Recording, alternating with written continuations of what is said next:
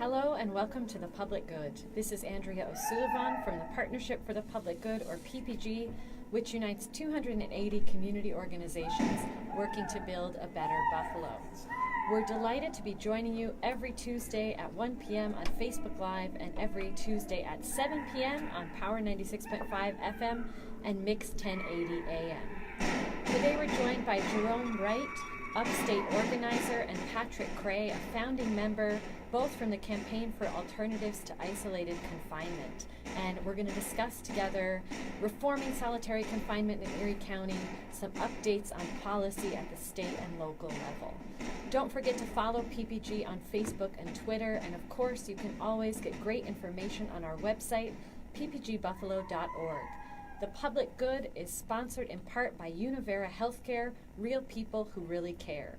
You can always watch videos from The Public Good, including our 3-question recap videos on our Facebook page and our YouTube channel. Before we get started, I just have a few announcements of events that are coming up. First of all, tomorrow at the Buffalo Commons is a workshop called Running an Issue-Based Campaign. We're going to talk today about one issue-based campaign, but tomorrow you can join us in the evening, 5:30 to 7 p.m., to really learn the groundwork, some models for running a successful advocacy campaign. I'll be there, and we'll also be joined by Jessica Bauer-Walker, the Executive Director of the Community Health Worker Network of Buffalo, and India Walton, lead organizer of Open Buffalo. And we'll share examples from recent campaigns, such as the successful advocacy that won residential parking permits for the Fruit Belt. You can RSVP and learn more about that workshop by emailing Buffalo Commons at cornell.edu. Then the very next day, October 25th, that's this Thursday, from 6 to 8 p.m. at 429 Plymouth Avenue, Push Buffalo will highlight the real disproportionate health complications that we see in communities of color. That's an event on environmental racism and climate justice. To learn more, come out and join the workshop. You can email geo at pushbuffalo.org. And finally, next week, October 29th, the Our Outer Harbor Coalition will hold its next public information meeting. That's going to be at Riverworks on October 29th from 5:30 to 7:30 p.m. This is an important time before some next plans come out about the Outer Harbor to get together and share community feedback and learn about the work of the Our Outer Harbor Coalition. And you can find that online at the Our Outer Harbor campaign website. So, Jerome and Patrick, thank you so much for joining us today. Thank you for inviting us. Yeah, thank you very much for having us.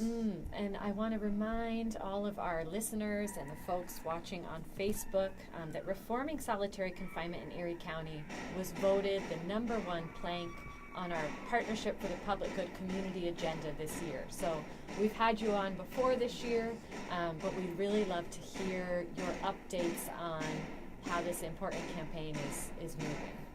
Well, first of all, I want to thank the community partners who voted us as the #1 agenda item.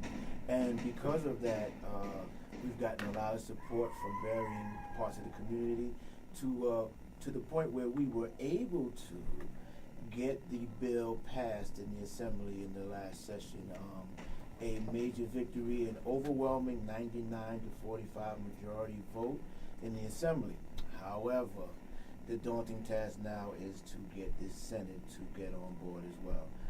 We are hopeful that the upcoming elections may provide us with some new lifeblood, some more progressive individuals. But right now we are tasked with the objective of convincing those presently involved to get on board. And that's why we need help. It was a big boon to us to have this as the agenda item, and it gave us a lot of publicity, and what we've been able to do with that is to generate support and come up with a lot of ways to address the issues where the community can be involved, and thank PPG for that. And can you just remind us, this HALT bill on your t-shirt that has passed the Assembly, what are just the big changes that would make, the biggest changes? In the Cliff Notes version, the biggest changes, it would provide a determinate time for people to be placed in solitary if there is even a need.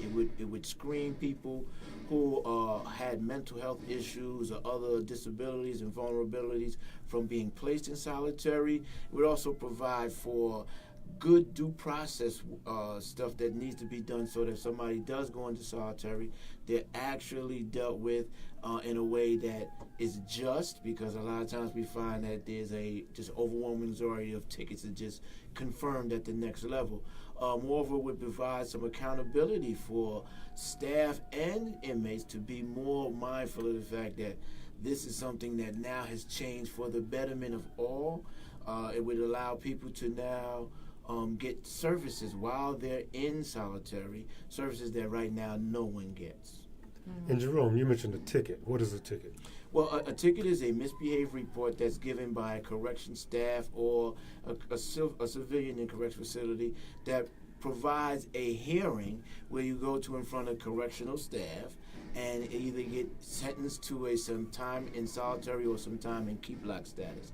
And for a lot of people, a ticket is a 95 to 99% chance you're going to get convicted. Mm. And I think something's that's been surprising as our partners have learned more about this issue is that at the moment in New York State, there is no limit on how long someone can spend in solitary confinement. Absolutely none. You can spend, the average is about 150 to 190 days, but you can spend weeks, months, years, and we have people who've been in there for decades now. And, this is something that everybody knows is detrimental to the individual's health and well-being, as well as creates a public safety risk because people who go in do not come out better. I mean, it is a situation that they deteriorate at or exacerbate situations they're already going through, and they usually come out worse. And then we bring them back to the community and expect them to comport themselves like John Q. citizens when they haven't been treated like John Q. citizens in any way, shape, or form. So the HALT bill, the HALT is actually an acronym, and it stands for Humane Alternatives to Long Term. And when a person goes in, they are spending this long period of time during the day and all these months and years. But the bill, we have it written into the bill where people of certain circumstances, which I'll let Jerome explain what some of those special circumstances are, where we want to cut down on time, or a person with diagnosed mental hygiene issues and so forth. That would fall under the HALT bill, those special circumstances. Jerome, you want? No, I want to. There are plenty of vulnerable groups that it would exclude. Pregnant women and nursing mothers, they should not be subjected to that form of discipline. People under 16, 17, 18 years old, they are subject to that. People with diagnosed mental health issues are subjected to this. People with vulnerabilities, members of the LGBTQI community, are also put in situations where it is detrimental to their health. I want to say something that we rarely ever say that I think needs to be said. We're not just speaking about the health of prisoners. We're talking about human beings first and foremost. But secondly, we're talking about the health of staff. It is indisputable fact that correction officers have the highest suicide, alcoholism, domestic violence, and the officers who work in solitary are usually the ones who suffer the greatest from this. When you oppress other people and torture them in this manner, it invariably permeates your own spirit and your soul. And so we're not fighting just to have people get out of solitary. We're fighting to create a more humane environment for everybody, staff, prisoners, and the society at large, who 98% of people go to prison coming home. So we're not preparing them to come out. What are we preparing? And now, before we go further, I would love to just, we've had this recording playing under our conversation so far. So maybe we can turn that up, take a minute to listen to it, and then learn more about it.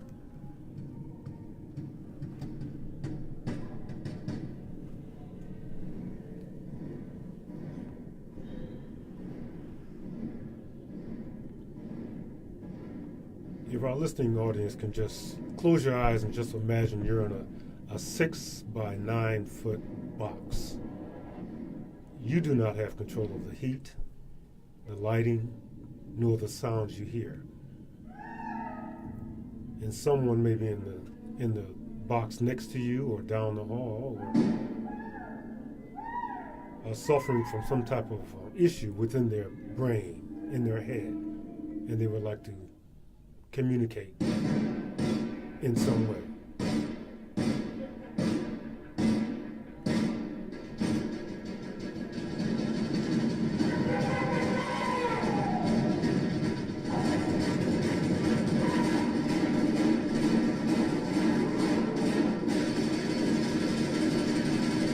All day, all night. At least half the night.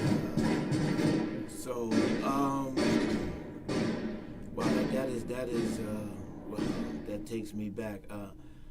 As a survivor of solitary, I want people to know that that's not a trumped up sound. That is not something played for theatrical effect. That is something that I personally lived with for years on end. And those sounds are people's souls screaming out for recognition, their souls screaming out in pain, their tortured souls screaming out for help from staff, from anybody. It's like being reduced to your base self, the most animalistic sounds you hear, the crying, the banging.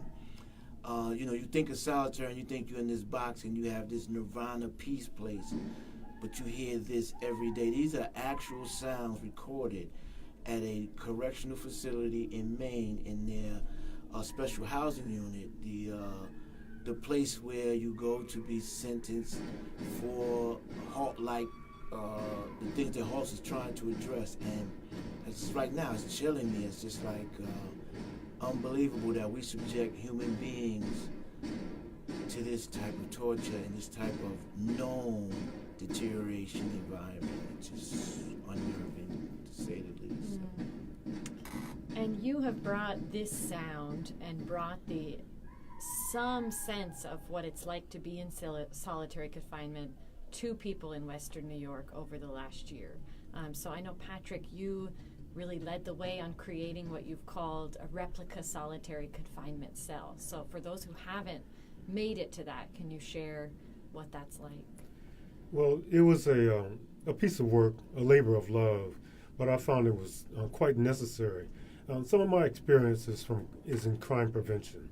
I'm a 24-year veteran of the Buffalo Police Department, and a lot of my training has been from the New York State Crime Prevention Coalition. So that gave me, myself and my colleagues and my other police officers that worked with me, many of us became certified as certified crime prevention specialists in New York State from the New York State Coalition.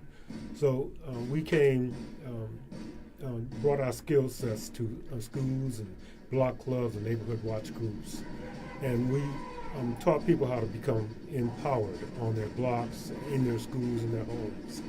So at one point, I was visiting a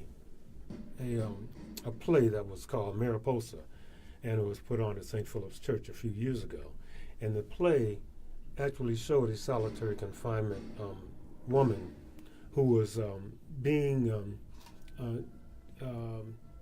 deterred from things that she was trying to communicate with her neighbors, with her relatives outside, and she was trying to communicate.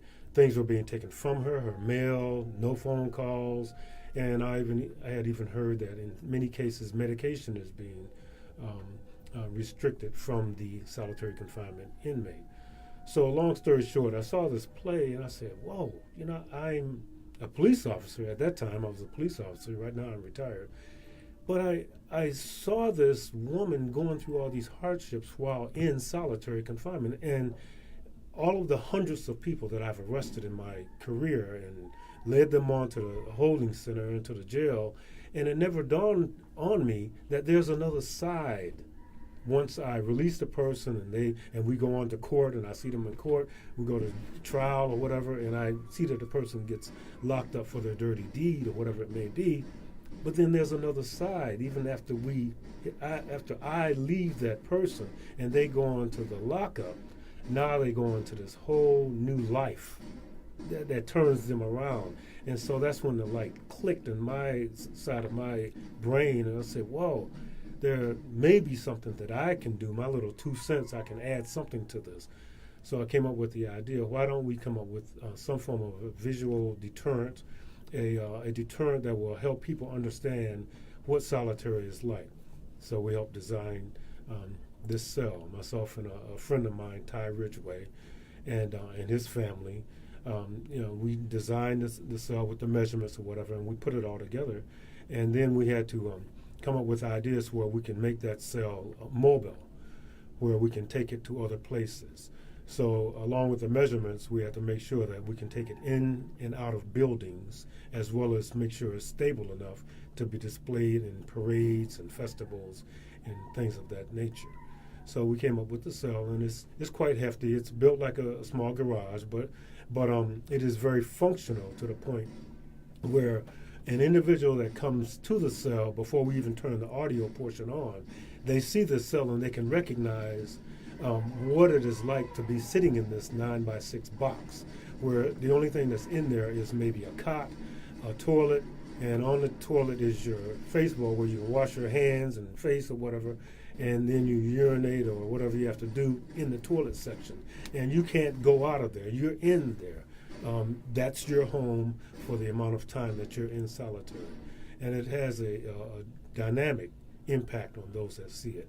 And when we turn this audio portion on, then it really hits home because the person can understand what goes on outside the cell, 10 feet, 20 feet, 30 feet away from them.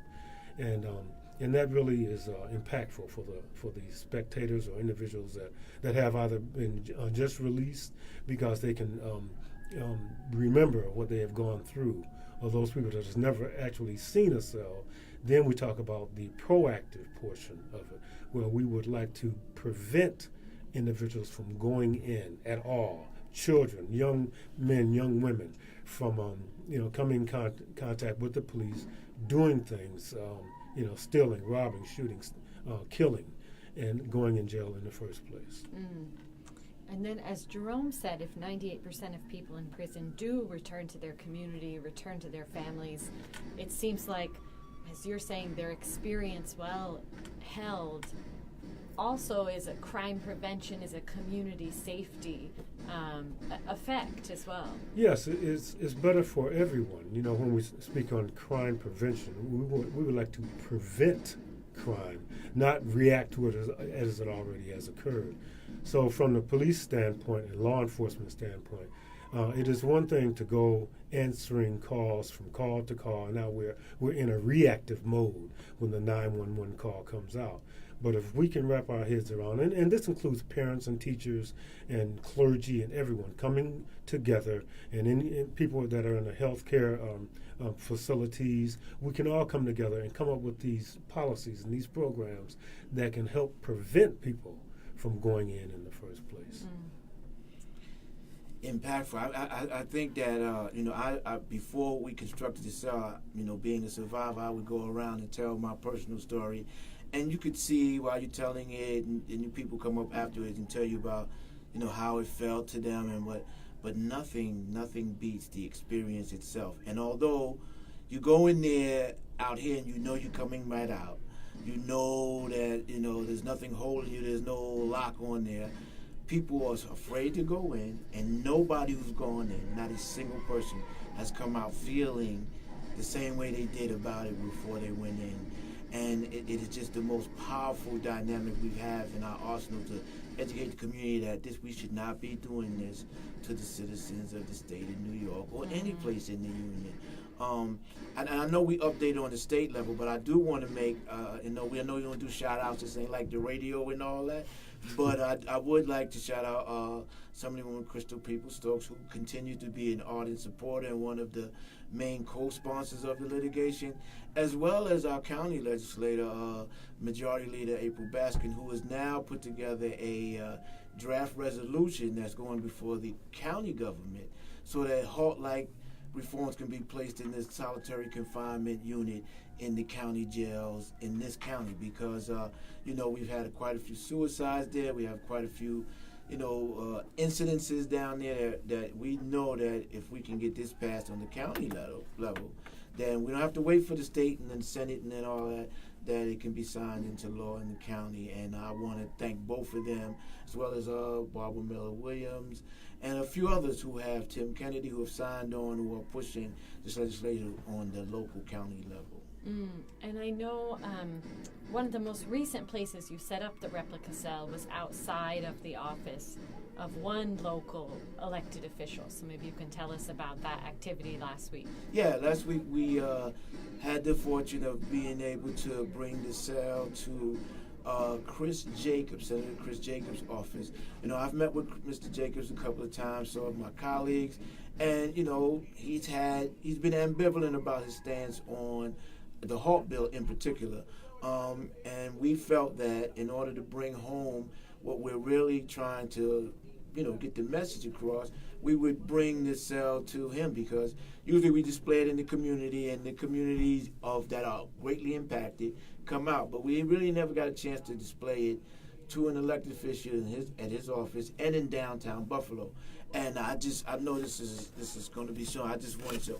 From that experience, we got over 300 signatures of men and women and young and old and black and white and blue and red and everything else signed on, because those people came down there and went in that cell or saw it and realized also that this is not something that they signed on as citizens to co-signing human beings to that type of environment for any length of time, most of them say, let alone the 15 days that we're asking be the minimum. So it was very successful. We had great coverage from Channel 7 and other radio stations, and a lot of the community who would not have been otherwise educated were able to get educated, and some of them have signed on to volunteer and help out. So the community is really concerned about this, and it is beautiful to know that it is a nonpartisan, secular issue that everybody, whether you're Republican or Democrat, whether you vote for this one or that one, whether you come from east, west, north, or south, all should be on board about. It is about saving the lives, the futures, and the communities of the people who we send to solitary confinement for far too long each and every day. And Jerome, before I ask you both for your kind of last thoughts for today and how people can get involved, you know, just having this sound on while we're in this radio booth for me is creating a really different environment than usually doing this show. So I also want to just call back to what you said, that clearly this has an effect on everybody working in jails, from corrections officers to nurses to people bringing the food and the... Everybody. Yeah. Everybody is impacted, and this is why it's such a big issue that everybody needs to weigh in. It's not a prisoner issue. It is a human rights issue.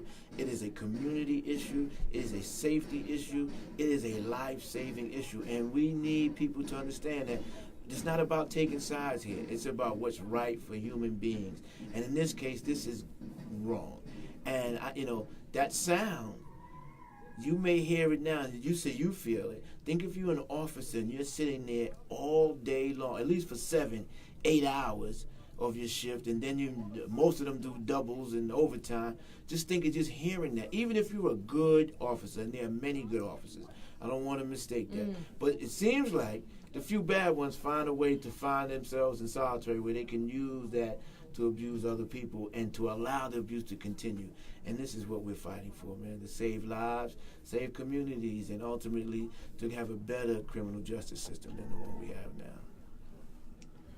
Patrick. Thank you so much. And Patrick, it's just thank you for all your work as a co-founder of the local chapter of the campaign and bringing your perspective as a retired officer to this too. Yes, I thank you very much. We can use help because, with the amount of work that we're getting called for, and we love more, where we display the cell in many churches and that, we can still use endorsements and sponsoring. We'd love to build another cell. We'd love to have it donated, the work there. So if there anyone that is within the listening range of our voice, maybe you can give us a call or contact HALT, contact our organization. We can use your voluntary help when we take the cell in and around places because, we're a Western New York group, and we can use the help, men, women, younger or old. We just love your assistance. So just for contact purposes, you can always reach me at J Wright, that's WRIGHT, at nycaic.org, or you can call me at 909-2425 anytime, and I'll help you get plugged in wherever you can help out, and whatever resources you may be able to loan us or provide us with. We appreciate it. And we'll add your contact info and some other links about the campaign to the comments on this Facebook video too. Okay. So thank you so much, Jerome and Patrick, for joining us. Again, this is Andrea O'Sullivan with Partnership for the Public Good, or PPG, which unites 280 organizations working to build a better Buffalo. Join us again next week when we'll speak with Jolanda Hill, who we're proud to have on the team at PPG, and she is also the founder and creator of Colored Girls Bike 2, an organization that creates safe spaces for Black women and all those who identify as Black women to bike commute in the city of Buffalo. And she'll be featured next week, Tuesday, October 30th, here on Facebook Live and at 7 p.m. It's The Public Good, Tuesdays at 7 p.m. on Power 96.5 FM and Mix 1080 AM. So that's J-Lo.